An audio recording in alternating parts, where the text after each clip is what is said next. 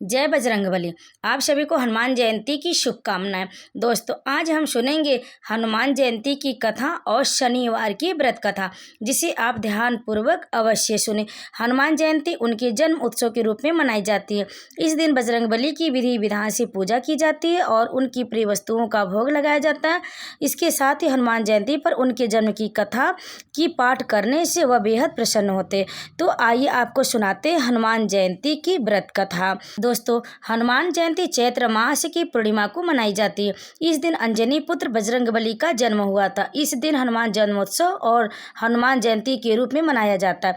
मान्यता है कि हनुमान जयंती पर बूंदी का भोग लगाने से और जरूरतमंद लोगों को प्रसाद खिलाने से हनुमान जी प्रसन्न होते और आपकी सभी मनोकामनाएं पूर्ण करते। हनुमान जी की बहुत से भक्त इस दिन व्रत भी रखते हैं और विधि विधान से पूजा करते हैं। मान्यता है कि इस दिन हनुमान जी के जन्म की कथा का पाठ करने से और सुनने से व्रत पूर्ण होता है और आपको हनुमान जी की विशेष कृपा प्राप्त होती। तो चलिए सुनते हैं हनुमान जयंती की व्रत कथा। एक बार अग्नि देवता से मिली खीर को राजा दशरथ ने अपनी तीनों रानियों में बांट दिया। कैकेयी को जब खीर मिली तो एक चील ने झपट्टा मारकर उसे छीन लिया और उसे अपने मुंह में लेकर उड़ गई। उड़ते उड़ते रास्ते में जब चील अंजना माता के आश्रम के ऊपर गुजर रही थी तो माता अंजना ऊपर की ओर देख रहे थे और उनका मुख खुला होने की वजह से खीर उनके मुख में गिर गई और उन्होंने उस खीर को गटक लिया। इससे उनके गर्भ में शिव जी के अवतार हनुमान जी आ गए। फिर उनका जन्म हुआ। अब आइए सुनते हनुमान जयंती की दूसरी व्रत कथा। हनुमान जी के जन्म के विषय में दूसरी कथा यह है कि समुद्र मंथन के बाद जब भगवान शिव ने भगवान विष्णु का मोहिनी रूप देखने को कहा तो उन्होंने समुद्र मंथन के दौरान देवताओं और असुरों को दिखाया था। उनकी बात का मान रखते हुए भगवान विष्णु ने मोहिनी रूप धारण कर लिया। भगवान विष्णु का आकर्षक रूप देखकर शिव जी आकर्षित होकर कामातुर हो गए और उन्होंने अपना वीर्य गिरा दिया, जिसे पवन देव ने शिव जी के वानर राजा केसरी की पत्नी अंजना के गर्भ में प्रविष्ट कर दिया।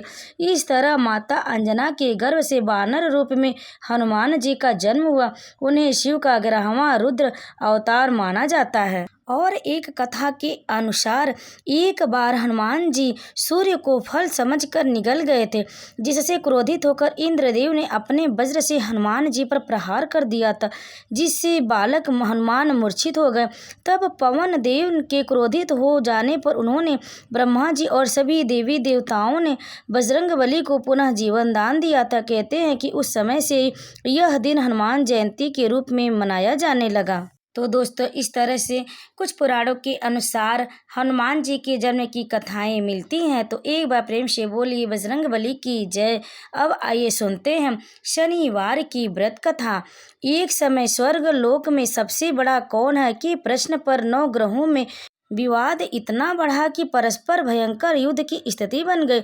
निर्णय के लिए सभी देवता देवराज इंद्र के पास पहुंचे और बोले, हे देवराज, आपको निर्णय करना होगा कि हम में से कौन सबसे बड़ा है। देवताओं का प्रश्न सुनकर देवराज इंद्र उलझन में पड़ गए। इंद्र बोले, मैं इस प्रश्न का उत्तर देने में असमर्थ हूँ। हम सभी पृथ्वी लोक में उज्जैनी नगरी में राजा विक्रमादित्य के पास चलते हैं। देवराज इंद्र सहित सभी ग्रह देवता उज्जैनी नगरी पहुंचे। महल में पहुंचकर जब देवताओं ने उनसे अपना प्रश्न पूछा तो राजा विक्रमादित्य की कुछ देर के लिए परेशान उठे, क्योंकि सभी देवता अपनी अपनी शक्तियों के कारण महान थे। किसी को भी छोटा या बड़ा कह देने से उनके क्रोध के प्रकोप से भयंकर हानि पहुंच सकती थी। अचानक राजा विक्रमादित्य को एक उपाय सूझा और उन्होंने विभिन्न धातुओं स्वर्ण, रजत, चांदी, कांसा, ताम्र, शीशा, रांगा, जस्ता, अभ्रक व लोहे के 9 आसन बनवाए। धातुओं के गुणों के अनुसार सभी आसनों को एक दूसरे के पीछे रखवा कर उन्होंने देवताओं को अपने अपने सिंहासन पर बैठने को कहा। देवताओं की बैठने के बाद राजा विक्रमादित्य ने कहा, आपका निर्णय तो स्वयं हो गया। जो सबसे पहले सिंहासन पर विराजमान है वही सबसे बड़ा है। राजा विक्रमादित्य के निर्णय को सुनकर शनि देवता ने पीछे आसन पर बैठने के कारण अपने को छोटा जानकर क्रोधित होकर कहा, राजा विक्रमादित्य, तुमने मुझे सबसे पीछे बैठाकर मेरा अपमान किया। तुम मेरी शक्तियों से परिचित नहीं हो, मैं तुम्हारा सर्वनाश कर दूंगा। शनि ने कहा, सूर्य एक राशि पर 1 महीने, चंद्रमा 2.25 दिन, मंगल 1.5 महीने, बुध और शुक्र 1 महीने, बृहस्पति 13 महीने रहते, लेकिन मैं किसी राशि पर 7.5 वर्ष 7.5 तक रहता हूँ। बड़े बड़े देवताओं को मैंने अपने प्रकोप से पीड़ित किया।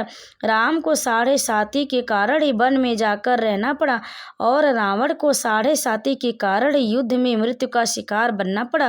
राजा, अब तू भी मेरे प्रकोप से नहीं बच सकेगा।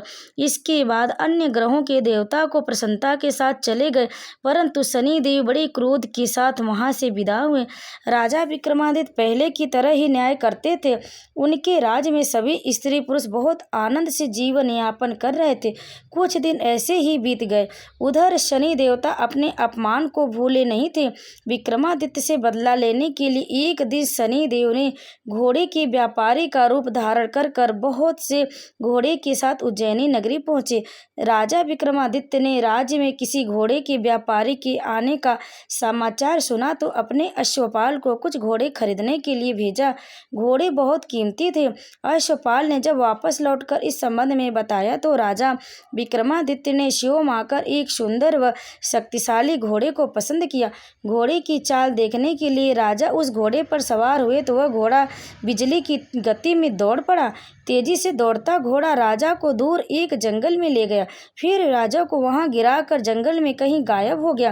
राजा अपने नगर को लौटने के लिए जंगल में भटकने लगा, लेकिन उन्हें लौटने का कोई रास्ता नहीं मिला। राजा को भूख प्यास लग आई। बहुत घूमने पर उसे एक चरवाहा मिला। राजा ने उसमें पानी मांगा। पानी पीकर राजा ने उस चरवाहे को अपनी अंगूठी दे दी। फिर उससे रास्ता पूछकर वह जंगल से निकलकर पास के नगर में पहुंचा।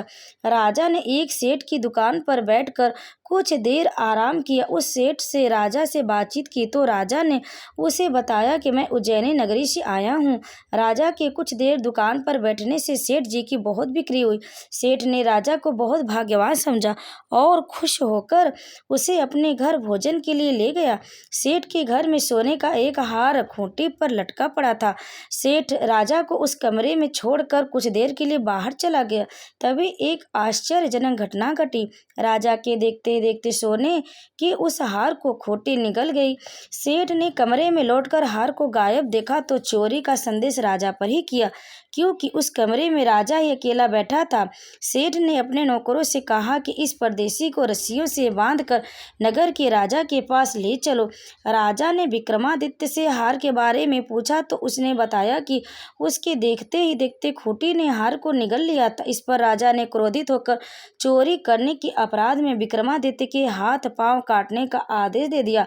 राजा विक्रमादित्य के हाथ पांव काटकर उसे नगर की सड़क पर छोड़ दिया गया।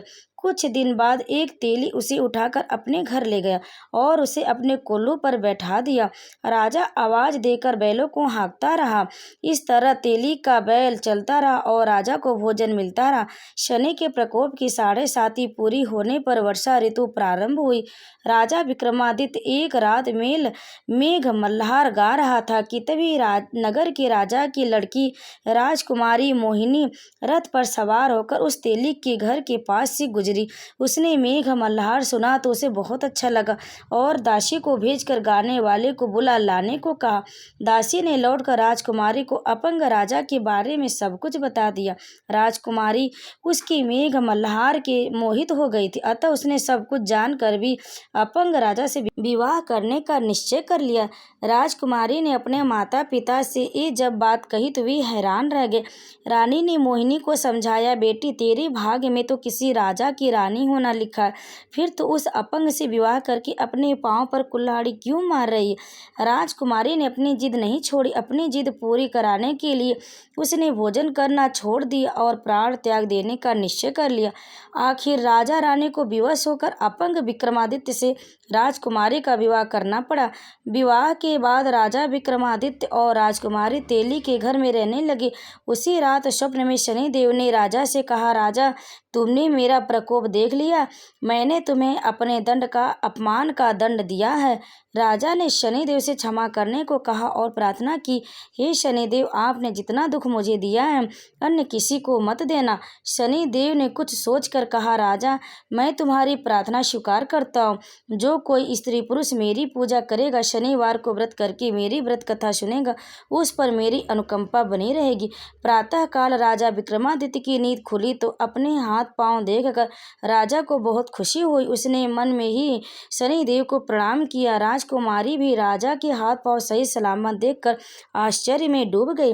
तब राजा विक्रमादित्य ने अपना परिचय देते हुए शनिदेव के प्रकोप की सारी कहानी सुनाई। सेठ को जब इस बात का पता चला तो दौड़ता हुआ तेली के घर पहुंचा और राजा के चरणों में गिरकर क्षमा मांगने लगा। राजा ने उसे क्षमा कर दिया, क्योंकि यह तो सब शनिदेव के प्रकोप के कारण हुआ था। सेठ राजा को अपने घर ले गया और उसे भोजन कराया। भोजन करते समय वहां एक आश्चर्यजनक घटना घटी। सबके देखते देखते उस खोटी ने हार उगल दिया। सेठ ने अपने बेटी का विवाह भी राजा के साथ कर दिया और बहुत से स्वर्ण आभूषण, धन आदि देकर राजा को विदा किया। राजा विक्रमादित्य राजकुमारी मोहिनी और सेठ की बेटी के साथ उज्जैनी पहुंचे तो नगर वासियों ने हर्ष से उनका स्वागत किया। अगले दिन राजा विक्रमादित्य ने पूरे राज्य में घोषणा कराई कि शनिदेव सब देवों में सर्वश्रेष्ठ। प्रत्येक स्त्री पुरुष शनिवार को उनका व्रत करे और व्रत कथा अवश्य सुने। राजा विक्रमादित्य की घोषणा से शनिदेव बहुत प्रसन्न हुए। शनिवार का व्रत करने और व्रत कथा सुनने के कारण सभी लोगों की मनोकामनाएं शनिदेव की अनुकंपा से पूरी होने लगी और सभी लोग आनंद पूर्वक रहने लगे।